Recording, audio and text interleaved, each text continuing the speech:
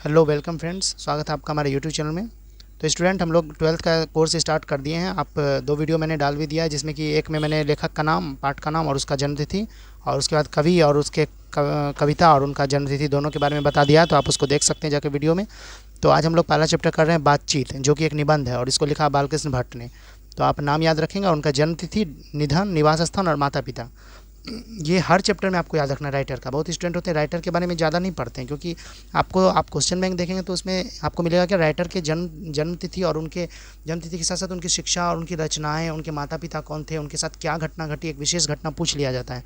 तो आपको ये गलती नहीं करना है। अब बिहार बोर्ड में क्वेश्चन आपको राइटर के भी बीच से पूछ लिया जाता है कहीं से भी। तो मैं आपको अभी बोलूँगा, आप पेंसिल लेके और बुक खोल के तैयार रहेंगे हिंदी का। तो मैं जहाँ बोलूँगा अंडरलाइन करने, वहाँ अंडरलाइन करेंगे। पहले हम लोग इसको पढ़ेंगे और समझेंगे, उसके बाद इसके प्रश्नोत्तरी पर भी जाएंगे। हालांकि मैं पीडीएफ डाल दूंगा डिस्क्रिप्शन में, आप पीडीएफ इसका डाउनलोड कर सकते हैं आंसर का। और प्रश्नोत्तर भी हम लोग करेंगे, लेकिन पहले हम लोग देख लेते हैं, इसके पहले बालकृष्ण भट्ट का जीवन परिचय देख लेते हैं, क्या रहा, इनकी रचनाएँ क्या रही, सब कुछ देख लेते हैं। तो वीडियो को लाइक करिएगा अगर अच्छा लगेगा तो शुरू से पहले हम लोग इनका जन्म, निधन, निवास स्थान और माता पिता, ये चारों आपको याद रखना है।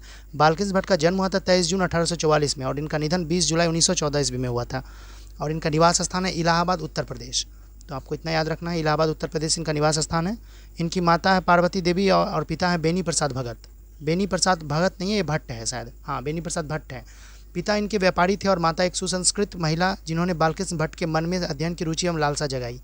इतना आपको हर चैप्टर में याद रखना है, इतना, जन्म, निधन, निवास स्थान और माता पिता। इसमें आपको कहीं से भी नहीं पूछना है कि इसको अंडरलाइन करें या ना करें, इससे कोई मतलब नहीं है आपको। बस ये चार याद रखना है आपको। उसके बाद कहाँ अंडरलाइन करना है ये मैं आपको बताऊंगा। उसके बाद शिक्षा इनकी प्रारंभ में संस्कृत का अध्ययन किया इन्होंने। 1867 में प्रयाग के मिशन स्कूल से एंट्रेंस की परीक्षा दी। तो आपके हाथ में पेंसिल होगी, आप बुक खोल के बैठोगे, तो मैं बता रहा हूँ यहाँ से आप अंडरलाइन कीजिए। 1867 में प्रयाग के मिशन स्कूल से एंट्रेंस की परीक्षा दी, इस लाइन को आप अंडरलाइन कीजिए। उसके बाद वृत्ति में हम लोग आते हैं। 1869 से 1875 तक प्रयाग के मिशन स्कूल में अध्यापन का काम किया। 1885 में प्रयाग के सीएवी स्कूल में संस्कृत का अध्यापन यानी संस्कृत पढ़ाया। 1888 में प्रयाग की कायस्थ पाठशाला इंटर कॉलेज में अध्यापक नियुक्त किए गए, और किंतु उग्र स्वभाव के कारण नौकरी छोड़नी पड़ी, और उसके बाद से लेखन कार्य पर ही निर्भर रही। ये उग्र स्वभाव के थे, ये बात आपको ध्यान रखना है, इसको भी अंडरलाइन कर लीजिए। उग्र स्वभाव के कारण नौकरी छोड़नी पड़ी। अगर पूछा जाएगा इनमें से कौन से लेखक उग्र स्वभाव के थे, तो आपको इसका आंसर लिखना है क्या, बालकृष्ण भट्ट। यहाँ पे बालकृष्ण भट्ट है। तो फिर हमको नीचे आना, विशेष परिस्थिति में पिता के निधनोपरांत पैतृक व्यापार संभालने के नाम पर गृह कला का सामना। पैतृक घर छोड़कर घोर आर्थिक संकट से जूझते हुए हिम्मत से काम लिया और साहित्य के प्रति समर्पित रहे। बस ये याद रखना आपको, इसको अंडरलाइन करने की जरूरत नहीं। मैं जहाँ जहाँ बोल रहा हूँ वहीं आपको अंडरलाइन करना। अगर आपका कहीं छूट गया तो वीडियो को पॉज कर लीजिएगा, उतने मिनट पर ही चले जाइएगा, और सही होगा कि वीडियो को आप डाउनलोड कर लीजिए। जो भी वीडियो रहे उसको आप जिस क्वालिटी में आपको देख सकते हैं, आप उस क्वालिटी में डाउनलोड कर लीजिए वीडियो को। उसके बाद नेट ऑफ करके आप पूरा वीडियो देखिए और पॉज कर करके लिखिए। रचनात्मक सक्रियता की बात की जाए तो भारतेंदु हरिश्चंद्र की प्रेरणा से हिंदी वर्धनी सभा प्रयाग की ओर से 1877 में हिंदी प्रदीप नामक मासिक पत्र निकालना प्रारंभ किया। मासिक पत्र हुआ, हर महीने कोई एक पत्र, जैसे आप लोग देखते हैं कोई पत्रिका निकलती है, तो ये एक पत्रिका निकालते थे। इनकी पत्रिका का नाम था हिंदी प्रदीप। इसे वे 33 वर्षों तक चलाते रहे। तो आपको इसको भी अंडरलाइन करना है। यहाँ से मैं बता रहा हूँ, हिंदी वर्धनी सभा प्रयाग की ओर से, यहाँ से 1877 में हिंदी प्रदीप नामक मासिक पत्र निकालना प्रारंभ किया। किन्होंने प्रारंभ किया, बालकृष्ण भट्ट ने। तो आपको इसको अंडरलाइन करना है। कहाँ से करना मैं फिर से बता रहा हूँ, हिंदी वर्धनी सभा प्रयाग की ओर से 1877 में हिंदी प्रदीप नामक मासिक पत्र निकालना प्रारंभ किया और 33 वर्षों तक चलाते रहे। ठीक, वीडियो थोड़ी सी लंबी होगी, लेकिन आप लोग, अगर आपको हिंदी का कोर्स सही में कंप्लीट करना है तो वीडियो आपको पढ़ाई में टाइम देना ही पड़ेगा। वीडियो थोड़ी सी लंबी भी होगी तो कोई दिक्कत नहीं है, आप 1.5 की स्पीड में अगर देख सकते हैं तो देखिएगा।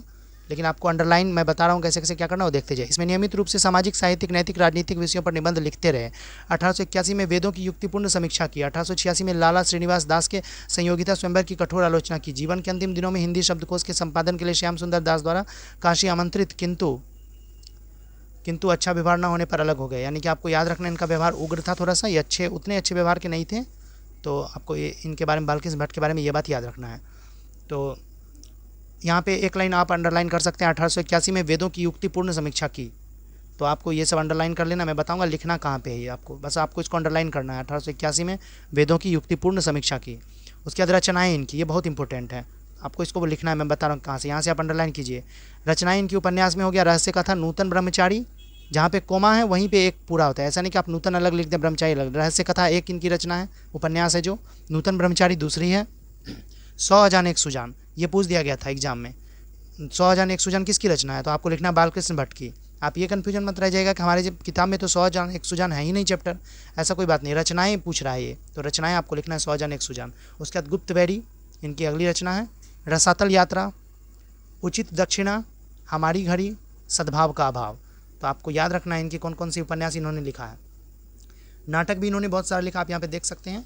आप इनका नाटक नहीं भी याद रखेंगे तो चलेगा, नाटक ज़्यादा नहीं पूछता है, आप बस इसको अंडरलाइन करें उपन्यास को यहाँ से यहाँ तक। उसके बाद प्रहसन में देखेंगे यहाँ पे जैसा काम वैसा परिणाम, नई रोशनी का विष, आचार विडंबन आदि। और निबंध में 1000 के आसपास निबंध, जिनमें 100 से ऊपर बहुत महत्वपूर्ण थे। भट्ट निबंध माला नाम से 2 खंडों में एक संग्रह प्रकाशित, तो यहाँ से आपको अंडरलाइन करना है भट्ट निबंध माला, इनका ही लिखा गया है। तो इसमें अगर पूछा भी जाएगा तो आपको आप आंसर लिख ही दीजिएगा, क्योंकि इसमें भट्ट नाम दिया ही गया, भट्ट से आप समझ जाएंगे बालकृष्ण भट्ट ने लिखा है। तो आपको इसको डीपली अध्ययन करना है, जो भी पढ़ना है आपको गहराई से पढ़ना है। कहाँ से क्वेश्चन पूछ दिया कोई ठीक नहीं है, लेकिन जो जितना मैं बताऊँ आपको उसको गहराई से पढ़ना है। तो यहाँ पे अब हम देखते हैं इनके बारे में, अब शुरू करते हैं हम। अब मैं यहाँ से बोलूँगा जो जो आपको अंडरलाइन करेंगे, और साथ साथ आपको समझते भी जाना है। बालकृष्ण भट्ट आधुनिक हिंदी गद्य के आदि निर्माताओं और उन्नायक रचनाकारों में एक हैं। वे भारतेंदु युग के प्रमुख साहित्यकारों में से एक हैं। यहाँ पे आपको अंडरलाइन करना है, वे भारतेंदु युग के प्रमुख साहित्यकारों में से एक हैं। आप पेन का यूज नहीं करेंगे, बुक में जो भी आप अंडरलाइन करेंगे पेंसिल से करेंगे, नहीं तो आपका बुक वो देखने में अच्छा नहीं लगेगा और आपका बेकार हो जाएगा। तो आप पेंसिल से ही अंडरलाइन करें, और पेंसिल से इतना, पेंसिल से जहाँ तक मैंने आपको बोला है इतना से इतना, यानी भारतेंदु युग के प्रमुख साहित्यकारों में से एक है इतना। वे हिंदी के प्रारंभिक युग के प्रमुख और महान पत्रकार, निबंधकार तथा हिंदी की आधुनिक आलोचना के प्रवर्तकों में अग्रगण्य हैं। जो मैं बोलूँगा उतना ही करना है, ये नहीं करना आपको, ये मैं पढ़ रहा हूँ, जो मैं बोलूँगा तब। उन्होंने आधुनिक हिंदी साहित्य को अपनी प्रतिभाशाली जनधर्मी, ये दूसरा पेज पे हम लोग आ गए, आप भी दूसरा पेज अपना निकाल लीजिए। व्यक्तित्व और लेखन से एक नवीन धरातल, नवीन दिशा और नया रूप, रंग और मानस दिया।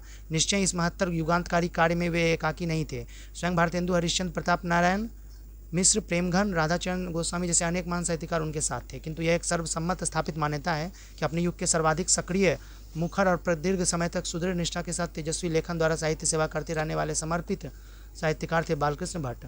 भारतेंदु युग के 2-3 प्रमुख साहित्यकारों में से एक, जिनके अनवरत लेखन से भारतेंदु युग का रचनात्मक युग व्यक्तित्व निर्मित हुआ तथा आगे के द्विवेदी युग का मूलाधार निर्मित हो सका।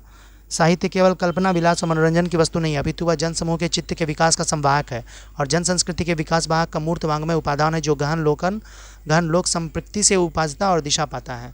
यह बोधपूर्ण प्रधान मान्यता भारतेंदु युग के साहित्य से बनती है और इसके दृष्टाओं में बालकृष्ण भट्ट प्रमुख हैं।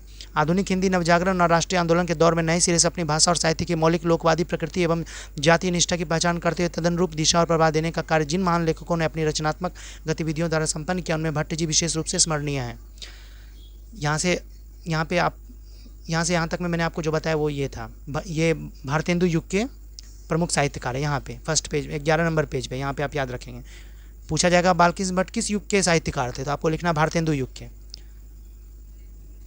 अब यहाँ से बालकृष्ण भट्ट गद्यकार थे, अपनी अभिरुचि, मानव सब प्रतिभा से, परिवेश और यथार्थ से संपूर्ण सरोकार रखने वाले लेखक पत्रकार। उनके गद्य की भाषा और कला की जड़ें भी परिवेश और यथार्थ में थी। लोक व्यवहार में बोलचाल, बातचीत और अभिव्यक्ति में मूर्त भाषा और कला ही उनके गद्य का कलमबर बन जाती है। वह नवजागरण और स्वाधीनता संघर्ष का दौर था, जिनमें भीतरी और बाहरी, स्वदेशी और विदेशी शक्तियों से टकराव और संघर्ष ही जागरूक गद्य लेखक की नियति थी। यह टकराव और संघर्ष भट्ट जी के लेखन में आंतरिक दृढ़ता, तेज और तेवर बनकर उभरता है। भट्ट जी ने हिंदी प्रदीप में पूरे अधूरे अनेक उपन्यास लिखे, नाटक और प्रश्न लिखे, किंतु निबंध ही उनकी वह अपनी विधाएं, जिनमें उनका अभिप्रायपूर्ण सोद्देश्य लेखन पूरी शक्ति, सामर्थ्य, वैभव के साथ प्रकट हुआ है। सामयिक समस्याओं पर उन्होंने जमकर लिखा है। बाल विवाह, स्त्री शिक्षा, महिला स्वतंत्र, राजा प्रजा, कृषकों की दुरावस्था, अंग्रेजी शिक्षा, सुशिक्षितों में परिवर्तन, तो इन्होंने इतना लिखा है। ये सब आपको याद रखना है। बाल विवाह, स्त्री शिक्षा, यहाँ तक आपको अंडरलाइन करना है।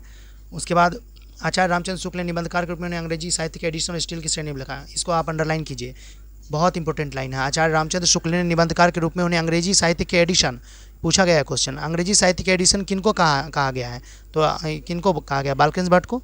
यहाँ प्रस्तुत बातचीत शीर्षक निबंध उनके निबंधकार व्यक्तित्व और निबंध कला के साथ साथ भाषा शैली का भी प्रतिनिधित्व करता है। प्रस्तुत निबंध भट्ट जी के बारे में ऊपर कही गई बातों को सहज ही पुष्ट और प्रमाणित करता है। तो ये रामविलास शर्मा ने उनके बारे में कहा, आप इसको पढ़ भी सकते हैं, छोड़ भी सकते हैं। तो हम लोग अब बातचीत की तरफ आते हैं। वीडियो थोड़ी लंबी हो जाएगी, आप वीडियो को 2 पार्ट में भी देख सकते हैं। तो अब हम यहाँ से पढ़ते हैं, आपको एक यहाँ से लेकर यहाँ तक एक पैरा तक हम लोग पढ़ेंगे पहले, और उसके बाद इसका अर्थ समझेंगे क्या इसमें बोलना चाह रहे हैं। उसके बाद यहाँ से सेकंड पैरा पढ़ेंगे, फिर उसका अर्थ समझेंगे, फिर थर्ड पैरा, इसी तरह हम लोग समझेंगे। तो ये ज़्यादा बड़ा नहीं है, ये निबंध है, आपको याद रखना है। हर चीज़ कहानी नहीं होती है, ऐसा नहीं कि जो कविता है वो कविता, बाकी बची कहानी, बहुत स्टूडेंट इसमें कन्फ्यूज करते हैं कि ये कहानी है। कहानी नहीं है, निबंध है। निबंध होता है किसी भी शीर्षक पे विशेष रूप से बात करने को निबंध कहते हैं। जैसे आप ले लें, कोई प्रदूषण के बारे में बोल रहा है, उस पर विस्तृत रूप से चर्चा हो रही है, तो वो निबंध हो गया प्रदूषण का। तो आप यहाँ पे बातचीत के बारे में देखेंगे। इसे तो आप सभी स्वीकार करेंगे कि अनेक प्रकार की शक्तियाँ जो वरदान की भांति ईश्वर ने मनुष्य को दी हैं, उनमें वाक शक्ति भी एक है। वाक शक्ति का मतलब होता है बोलने की शक्ति, बोलने की ऊर्जा शक्ति। मतलब अगर कोई आदमी गूंगा है तो उसमें बोलने की शक्ति नहीं है, लेकिन ज़्यादातर मनुष्य तो गूंगे नहीं हैं, बहुत मनुष्य तो बोलते हैं। तो जिनमें वाक शक्ति यानी बोलने की शक्ति, वाक शक्ति का यहाँ पे साधारण सा अर्थ है बोलने की शक्ति, जो हम लोग में है बोलचाल की भाषा में साधारणतः। यदि मनुष्य की और इंद्रियां अपनी अपनी शक्तियों में अविकल रहती और वाक शक्ति मनुष्यों में ना होती, तो हम नहीं जानते कि इस गूंगी सृष्टि का क्या हाल होता। सब लोग लुंज पुंज से हो मानो कोने में बैठे होते। लुंज पुंज का मतलब हुआ इधर उधर बिखरे पड़े, बिना किसी काम के। जब बातचीत हो ही नहीं रही तो लोग एक दूसरे से बातचीत का इतना महत्व है, अगर कोई किसी से बातचीत नहीं करे तो दुनिया का सारा काम रुक जाए, कोई काम नहीं हो। एक बातचीत बहुत बड़ा चीज़ है। अगर बातचीत नहीं होगा तो एक दूसरे के बीच बिना वार्तालाप का कोई काम होगा नहीं, कोई चीज़ें नहीं आगे बढ़ेंगी, सब कुछ रुका रुका सा रह जाएगा। लेखक ने इसी को शॉर्ट में कहने की कोशिश की, इतनी ही बात को, कि बातचीत का क्या महत्व है। तो सब लोग लुंज पुंज से मानो कोने में बैठे दिखाई गए होंगे। जो कुछ सुख दुख का अनुभव हम अपनी दूसरी इंद्रियों के द्वारा करते हैं, उसे अवाक होने के कारण आपस में एक दूसरे से कुछ कह सुन नहीं सकते। इस वाक शक्ति के अनेक फायदों में स्पीच, वक्तृता और बातचीत दोनों है, किंतु स्पीच से बातचीत का ढंग ही निराला है। बातचीत में वक्ता को नाज नखरा जाहिर करने का मौका नहीं दिया जाता है। वो बड़े अंदाज से गिन गिन का पाँव रखता पुलपिट पर जा खड़ा और पुण्याह वाचन या नांदी पाठ की भांति घड़ियों तक साहबान, मजलिस, चेयरमैन, लेडीज एंड जेंटलमैन की बहुत सी स्तुति करे करावे और तब किसी तरह वक्तृता का आरंभ करे। जहाँ कोई मर्म या नोक की चुटीली बात वक्ता महाशय के मुख से निकली कि ताली ध्वनि से कमरा गूंज उठा। इसलिए वक्ता को खामखा ढूंढकर कोई ऐसा मौका अपनी वक्तृता में लाना ही पड़ता है जिसमें करतल ध्वनि अवश्य हो। तो इस पूरे मतलब पैसेज में ये कहने का मतलब हुआ, इसका एक पार्ट यहाँ पे ख़त्म हो गया। तो इसमें कहने का ये मतलब हुआ कि इसमें बातचीत के शुरुआती रुझान के बारे में लेखक ने कहा है। वो ये कहना चाह रहे हैं कि बातचीत एक बहुत बड़ी शक्ति है। वो जिसमें नहीं है वही समझता है कि ये शक्ति कितनी बड़ी है। यदि मनुष्य की बाकी इंद्रियाँ मनुष्य में है, अगर वो काम करना बंद भी कर दे और बातचीत नहीं हो, तो हम समझ जाएंगे इस गूंगी सृष्टि का क्या हाल होना है। सब लोग लुंज पुंज से मानो कोने में। लुंज पुंज का मतलब इधर उधर बिखरे पड़े, ना किसी से मतलब ना कोई काम, इधर उधर बैठे पड़े हैं। तो आपको इसका शब्दार्थ अगर भारी लग रहा है तो पेज के लास्ट में इसका शब्दार्थ भी दिया हुआ, आप वहाँ भी जाकर देख सकते हैं। तो जैसे एक वक्ता कहीं पे भाषण दे रहा है, वहाँ पे अगर वो भाषण देते वक्त जब तक वो अपनी बातचीत में कुछ ऐसा वर्ड नहीं लाएगा जिससे कि पूरा ताली से उसका कमरा गूंज उठे, तब तक उस बातचीत का कोई आशय नहीं है। तो इसमें यही कहने का कोशिश किया है। तो ये पैसेज आपको मैंने शॉर्ट में समझा दिया। अब यहाँ पे अगला में आते हैं। वहीं हमारी साधारण बातचीत का कुछ ऐसा घरेलू ढंग है कि उसमें करतल ध्वनि का कोई मौका है, न लोगों के कहे उड़ाने की कोई बात ही रहती है। हम दो आदमी प्रेम पूर्वक संलाप कर रहे हैं, कोई चुटीली बात आ गई, हंस पड़े। मुस्कुराहट से होठों का केवल फर्क उठना ही इस हंसी की अंतिम सीमा है। स्पीच का उद्देश्य सुनने वालों के मन में जोश और उत्साह पैदा कर देना है। घरेलू बातचीत मन रमाने का ढंग है। उसमें स्पीच की वह संजोदगी बेकदर हो धक्के खाती फिरती है।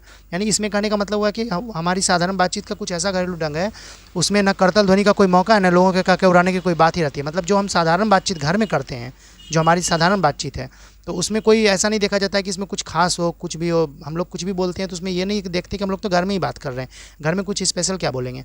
हम दो आदमी प्रेम पूर्वक संलाप कर रहे हैं, कोई चुटीली बात आ गई, हंस पड़े। मुस्कुराहट से होठों का केवल फर्क उठना ही इस हंसी की अंतिम सीमा है।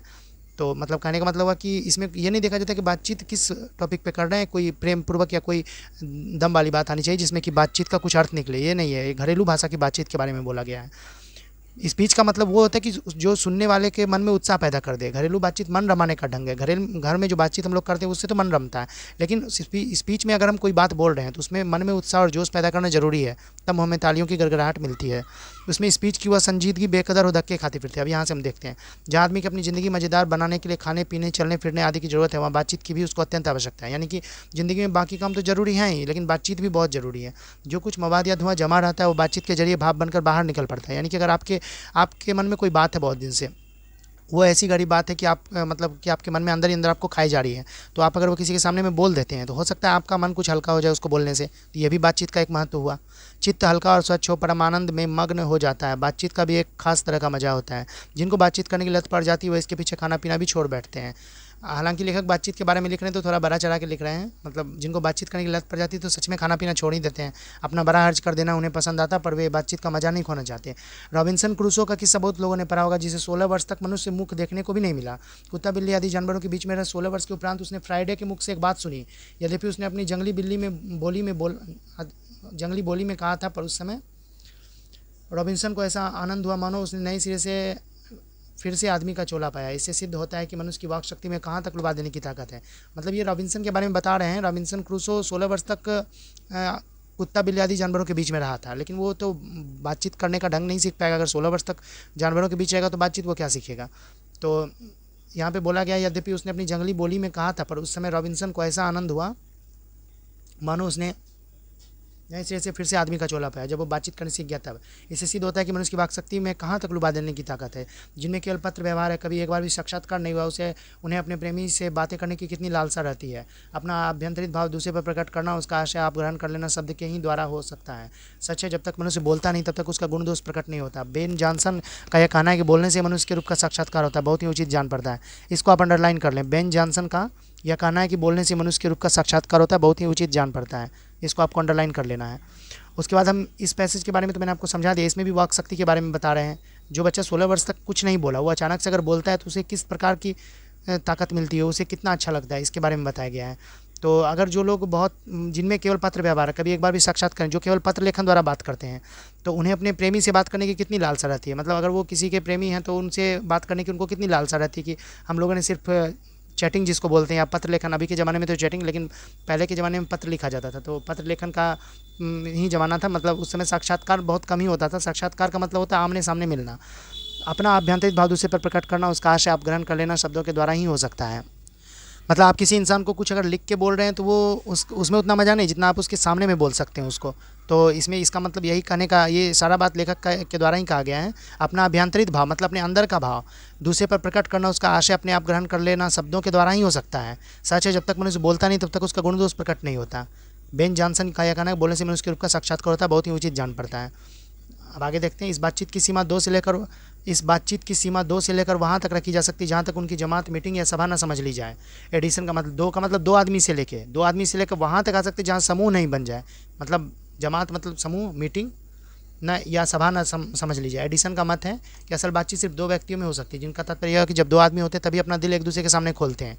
तो ये एक इंपॉर्टेंट लाइन है, इसमें आप अंडरलाइन कर दीजिए। एडिशन का मत है कि असल बातचीत सिर्फ 2 व्यक्तियों में हो सकती है, जिसका तात्पर्य हो कि जब 2 आदमी होते हैं तभी अपना दिल एक दूसरे के सामने खोलते हैं। जैसे 3 हुए तब 2 की बात कोसों दूर गई। कहा भी गया 6 कानों में परी बात खुल जाती है। दूसरे यह कि किसी तीसरे आदमी के आ जाते हुए दोनों अपनी बातचीत से निरस्त हो बैठेंगे या उसे निपट मूर्ख अज्ञानी समझ बनाने लगेंगे।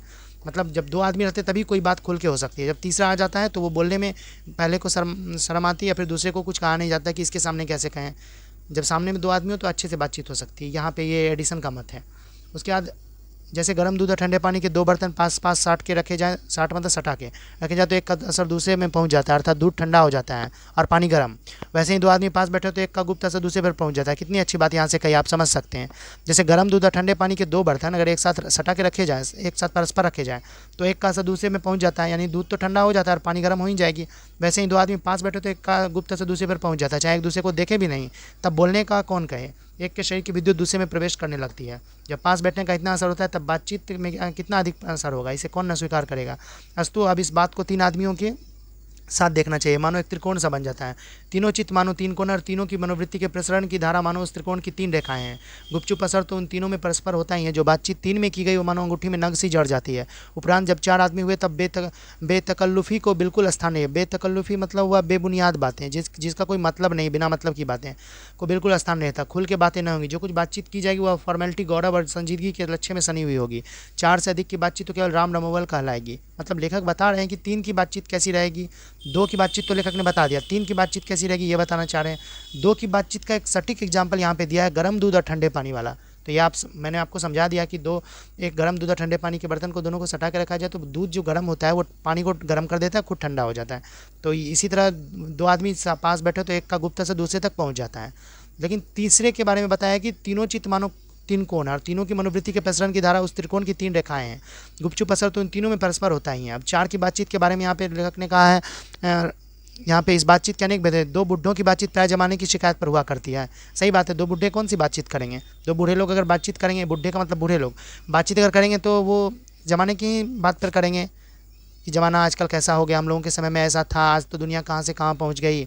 वे बाबा आदम के समय की ऐसी दास्तान शुरू करते हैं जिसमें 4 सच तो 10 झूठ। एक बार उनकी बातचीत का घोड़ा छूट जाना चाहिए। घोड़ा छूटने का मतलब एक बार अगर बातचीत स्टार्ट हो गई तो पहाड़ों बीच जाने पर भी अंत नहीं होगा। प्राय अंग्रेजी राज्य प्रदेश और पुराने समय की रीति नीति का अनुमोदन और इस समय के सब भांति नायक नौजवानों की निंदा उनकी बातचीत का मुख्य प्रकरण होगा। पढ़े लिखे हुए के लिए तो शेक्सपियर, मिल्टन, मिल और स्पेंसर जीप पर नाचा करेंगे। यानी जो पढ़ा लिखा उसके लिए उनकी बातचीत का तो कोई अंत ही नहीं होगा। उनको इंग्लिश, हिंदी सारी भाषाएं आएगी। शेक्सपियर कहने का मतलब है यहाँ शेक्सपियर इंग्लिश के एक प्रसिद्ध नॉवेलिस्ट थे, तो उनके बारे में बोला गया। अपनी लियाकत के नशे में चूर हम चुनी दिगरे नेस्त अक्खड़पन की चर्चा छेड़ेंगे। दो हम सहेलियों की बातचीत का कुछ जायका ही नहीं रहा। दो हम सहेली मतलब दो गहरी सहेलियाँ। हम सहेली का मतलब दो गहरी सहेलियाँ। बातचीत का कुछ जायका ही नहीं रहा है। रस का समुद्र मानो उमड़ा चला आ रहा है। इसका पूरा स्वाद उन्हीं से पूछना चाहिए जिन्हें ऐसों की रस सनी बात सुनने को कभी भाग्य लड़ा है। दो बुढ़ियों की बातचीत का मुख्य प्रकरण बहू बेटी वाली हुई तो अपनी बहुओं का बेटों का गिला शिकवा हो गया, या वे बिरादराने का कोई ऐसा रसरा छेड़ बैठेंगी कि बात करते करते अंत में खोड़े दांत निकाल लड़ने लगेंगी। खोड़े दांत मतलब होता है कि एक बहुत गहरी बात जिसको कि निकाला भी नहीं जा सकता, कहाँ से कहाँ की बात बोल देंगी और उसी बात पर लड़ने बैठ जाएंगी। ये दो बुढ़ियों की बातचीत का प्रकरण है। तो अगला लाइन है, लड़कों की बातचीत खिलाड़ी हो तो अपनी अपनी तारीफ करने के बाद वो कोई सलाह घाटेगा। मतलब पहले बाल्किंस भट्ट ने पहले दो आदमी के बीच की बातचीत के बारे में बताया, फिर त्रिकोण आदमी मतलब तीन आदमी के बीच की बातचीत, फिर चार आदमी, फिर उसके बाद इन्होंने बूढ़ों की बातचीत के बारे में बताया, फिर बूढ़ियों की। मतलब इनके कहने का मतलब उम्र के हर दौर की बातचीत कैसी हो सकती है, बचपन से लेकर बुढ़ापा तक की बातचीत कैसी कैसी हो सकती है, उन्होंने ये बताया। जब बातचीत निबंध है तो बातचीत के बारे में हर बात यहाँ पे उन्होंने कहा। लड़कों की बातचीत अगर खिलाड़ी हो तो अपनी अपनी तारीफ करने के बाद वे कोई सलाह गांठेंगे जिससे उनको अपनी शैतानी जाहिर करने का पूरा मौका मिले। स्कूल के लड़कों की बातचीत का उद्देश्य अपने उस्ताद की शिकायत या तारीफ या अपने सहपाठियों में किसी के गुण अवगुण का कथोपकथन होता है। पढ़ने में कोई लड़का तेज हुआ तो कभी अपने सामने दूसरे को कुछ न गिनेगा। सुस्त और बोधा हुआ, बोधा मतलब भूसगोल, मतलब पढ़ने में एकदम कमज़ोर। दबी बिल्ली का सा स्कूल भर को अपना गुरु ही मानेगा। इसके अलावा बातचीत की और बहुत सी किस्में हैं। राजकाज की बात, व्यापार संबंधी बातचीत, दो मित्रों में प्रेमालाप इत्यादि। हमारे देश में अशिक्षित लोगों में बेतकही होती है। लड़की लड़के वालों की ओर से एक एक आदमी बिचवई होकर दोनों में विवाह संबंध की कुछ बातचीत करते हैं। उस दिन से बिरादरी वालों को जाहिर कर दिया जाता है कि अमुक की लड़की का अमुक के लड़के के साथ विवाह पक्का हो गया। अमुक मतलब किसी भी नाम की, मतलब उसका इसमें कंफर्म नहीं है कौन नाम, लेकिन अमुक का मतलब होता है इसमें आप कोई भी नाम फिट कर सकते हैं। यह रस्म बड़े उत्सव के साथ की जाती है। चंडू खाने की बातचीत भी निराली होती है। निदान बात करने के अनेक प्रकार और ढंग है। कोई भी वर्ड अगर इसमें आपको भारी लग रहा था, आप उसका लास्ट में शब्दार्थ है बुक के अंत में, आप उसको याद कर सकते हो, वहाँ पे आपको मिल जाएगा। यूरोप के लोगों में बात करने का हुनर है। आर्ट ऑफ कन्वर्सेशन यहाँ तक बढ़ा है कि स्पीच और लेख दोनों इसे नहीं पाते। आर्ट ऑफ कन्वर्सेशन यहाँ पे आपको इसको अंडरलाइन करना है। आर्ट ऑफ कन्वर्सेशन कहाँ पर? यूरोप में। इनकी पूर्ण शोभा काव्यलपा प्रवीण विद्वान मंडली में ऐसी चतुराई के प्रसंग छेड़े जाते हैं कि जिन्हें सुन कान को अत्यंत सुख मिलता है। सुहृद गोष्ठी इसी का नाम है। सुहृद गोष्ठी की बातचीत की तारीफ है कि बात करने वालों की लियाकत अथवा पंडिताई का अभिमान या कपट कहीं एक बात में भी प्रकट न हो। वरन क्रम में रसाभास पैदा करने वाले शब्दों को बरकते हुए चतुर सयाने अपनी बातचीत को सरस रखते हैं। वह रस हमारे आधुनिक शुष्क पंडित की बातचीत में, जिसे शास्त्रार्थ कहते हैं, कभी आवेगा ही नहीं। मुर्ग और बटेर की लड़ाइयों की झपटा झपटी के समान उनकी नीरस काँव में सरस संलाप की चर्चाएं चलाना व्यर्थ है। वरन कपट और एक दूसरे को अपने पांडित्य के प्रकाश से बाद में परास्त करने का संघर्ष आदि रसाभास की सामग्री वहाँ बहुतायत के साथ आपको मिलेगी। घंटे भर तक काँव करते रहेंगे तो कुछ ना होगा, मतलब घंटे भर तक बोलते भी रहेंगे तो कुछ नहीं होगा।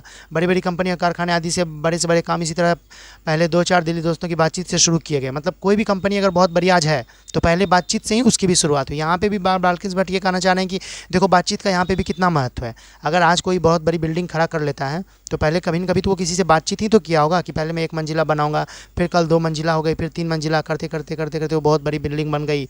तो शुरुआत तो बातचीत से ही हुई थी। जैसे हम कोई भी पेड़ बनता तो बीज से ही है। बीज अगर नहीं होगी तो पेड़ भी नहीं बनेगा। तो बीज का कितना महत्व, वही बीज यहाँ पे बातचीत का काम कर रही है।